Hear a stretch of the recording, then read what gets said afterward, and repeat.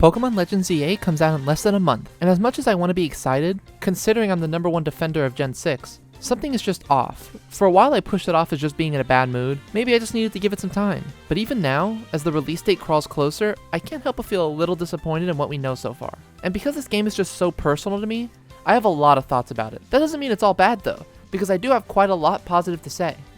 Firstly, as much as I love Scarlet Violet and Legends Arceus, graphically, they could definitely do better in that department. But ZA, I've actually been really impressed with how the game looks. I love the art style, I like how the humans look, I love how the Pokemon look, and I just love how the city looks in general. They knocked it out of the park visually with this game. Yeah, you could nitpick that certain textures aren't perfect and a little bit repetitive, but at that point, I think you're just nitpicking to nitpick. It's going to be great playing a Pokemon game that doesn't look like garbage for once. Speaking of garbage, I never liked the UI in Legends Arceus and Scarlet Violet, though for the latter, the fact that it freezes every time you open it could be a factor. But also, they just simplified it to a point that it was just plain ugly, but I'm happy to report the UI is much improved visually. In gameplay, you can see pop-ups that fit the futuristic vibe, kinda like the Holocaster in the original game. Which, speaking of, why do they even still use that? You'd think they wouldn't since the inventor tried to kill everyone. While we're talking about the aesthetics, now is the goodest time as ever to mention the soundtrack. We haven't heard much, but I'm pretty excited to hear more, since there has been some great remixes of stuff like the Lumio City theme, the Wild Battle theme, and the Trainer Battle theme. I didn't like Legends Arceus' music much, so I'm glad this game is much improved in that department.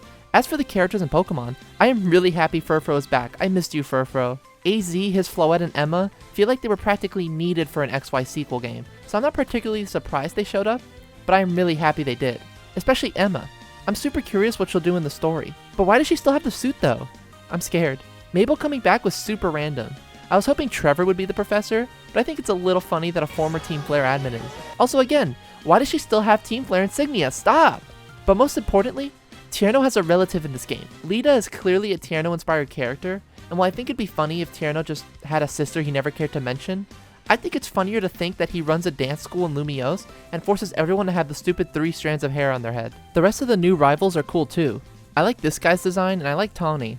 But sadly, they don't hold a candle to Girl Tierno. Oh great, I have to buy new pages for my binder. The story is looking fine. We honestly don't know anything, which is both good and bad. I like that I'm going in with very little knowledge, but it worries me because it could mean there's just not much substance there. Which sucks for a sequel to a game that I think has such an interesting story. But, the story being entirely in Lumiose, while being a bit of a bummer at first, I think it's actually going to make this game stand out a little more than the standard Pokemon fare. And finally, I need to talk about the gameplay. Whoever at Pokemon Company decided an XY sequel would have Xenoblade combat is my hero. As much as I love turn-based games, and I am lamenting the slow, painful death of them, I also love the Xenoblade combat, so I will 100% enjoy this combat. It's one of the things I'm most excited about. And that's about all the positive I have. While I am excited for this game, it feels almost contractual. Like, I made a 20-minute X and Y video. If I wasn't excited for ZA, I'd feel like a sham. But there has to be a reason I feel like that, yeah? Well, for that, we'll have to continue to my worries about the game. But before we continue, this video is sponsored by Russell's First Christmas. With Christmas season coming up, you may have a kid, a nephew, or a sibling that wants to read something new. That's where Russell's First Christmas comes in. This self-published book is about a little reindeer named Russell who gets to learn all about Christmas for the very first time. With the pretty art and heartwarming story, kids are sure to love it. Start your newest Christmas tradition with Russell's First Christmas, available now online via the link in the description or your local retailer. And there's an ebook as well if you prefer. Be sure to follow Russell on social media too via Russell the Reindeer on Instagram, YouTube, TikTok, and more.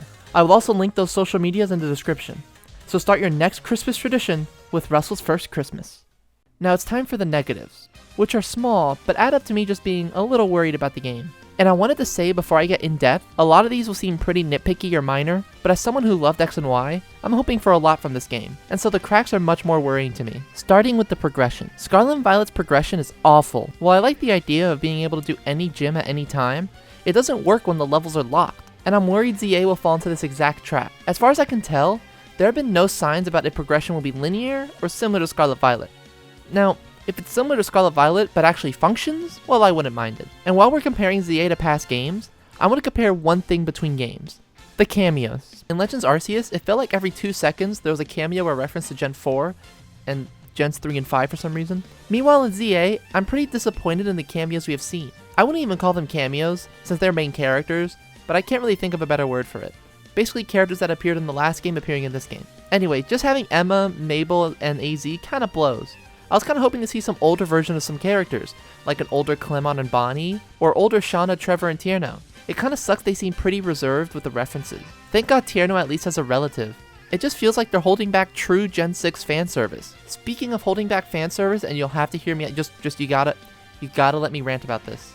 The TCG Mega Evolution era is infuriating. I won't spend too much time on this because it's not really anything to do with the game. This is a tangent. There's no better time for me to vent my frustrations. So we're finally getting new XY themed sets, right? Full of megas. The pack arts are like in a city. It's like Lumiose. It's exciting. What characters could be in the set? While the Mega Evolution Pokemon are cool, they already had cards, and a lot of XY trainers are missing cards. So I bet they're gonna be full of reference. We could get a Tierno full art for the first time, a Trevor full art. Maybe Cassius can get a full art.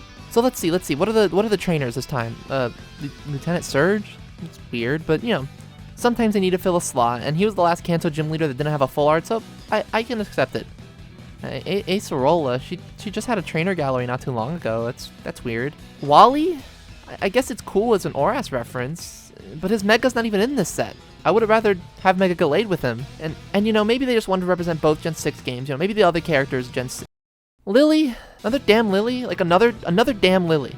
She just had like 3 cards this year. Why is Wally the only trainer here who has an actual Mega on his team, and his Mega's not even in the set? Okay, well maybe the next set, maybe they just wanted a nice general set, maybe the next set will have XY trainers. Oh! Grimsley and Dawn?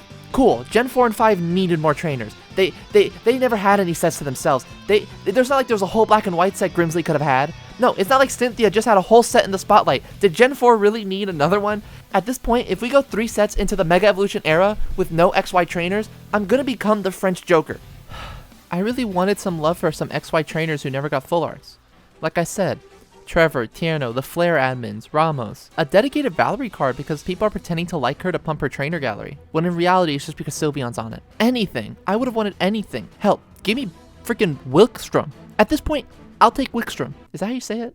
That's a weird name to say. Wickstrom? Is it Wilkstrom? Instead, it's like the same 3 or 4 generations that always get representation. It's so annoying. It really adds to that feeling I have that they are almost ashamed to go all in with Gen 6 fan service just because it's less popular than Gens 1, 5, and 7. That feeling is added by the limited scope of the game. Let me preface this next question with, I could be wrong on this. We haven't seen a good map of the area, so this is more speculation, but it sucks we'll spend the entire time in Lumiose. I know I said it'd be interesting, but that doesn't mean I also think it could be a negative. I wanted to see how other areas were doing. Like, what about Geosenge? Are they dead?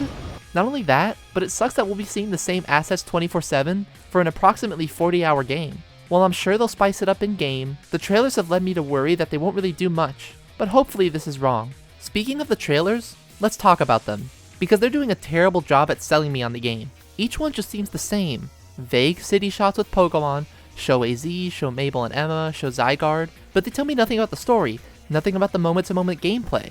It's just, hey, it's Lumiose and AZ. And I can only see that so much until I start to worry that maybe there won't be that much to this game. It's just a worry I have. I really want this game to be super unique and cool, and instead they just keep showing the same shots over and over, and to see what the gameplay's even like, I had to watch a Nintendo Life preview. Usually I don't watch the previews because I like to see the gameplay myself, but I couldn't even confirm if the combat was actually Xenoblade or not. It took like 3 months. That's messed up.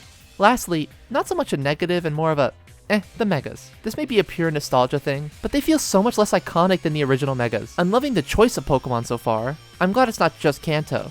But none of the designs are blowing me away, which kinda sucks. I do like Mega Delphox, Dragonite, and my friend Malamar though. Before I conclude, let's take a moment to talk about the DLC. I saw a lot of discourse and controversy surrounding it, but honestly, so many games announced their DLC beforehand, it's not a huge deal. It comes out so soon too, in February, so I get why they announced it now. I think the discourse is a little silly, especially because a lot of people I see spewing this discourse are hyping up Crossworlds, which did the exact same thing for the exact same price. It's a little bit contradictory. As for the DLC though, I'm really excited. The Scarlet Violet DLC was some of my favorite stuff in that game, so I'm sure the Mega Dimensions will be great. Plus, it's great Hoopa's getting some love. And those are all my very mixed thoughts on ZA.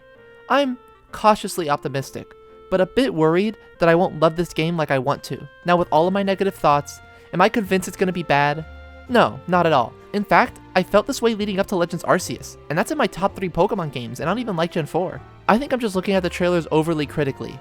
I cannot wait to explore Lumiose again, even if my excitement isn't as high as I want it to be. I think I just have such high hopes for this game that any reservations I have are multiplied 10 times. If you want to see how I end up feeling about this game, Like and subscribe to let me know. Not only will that tell me you want to see my review on it, it will also add more tier notes to my tier note binder. And while a review might be hard, because it's such a long game, I'm sure it'll take me a while to beat, I'll be sure to have my first impressions up ASAP, and hopefully, I'll see you there. Okay, I know I'm talking about cameos and stuff, and as much as I would love to see the older versions of some characters, Ramos might be dead. We might have to come to terms with that. He might be a goner. He was old. He was like, his back was hurting. He might be gone.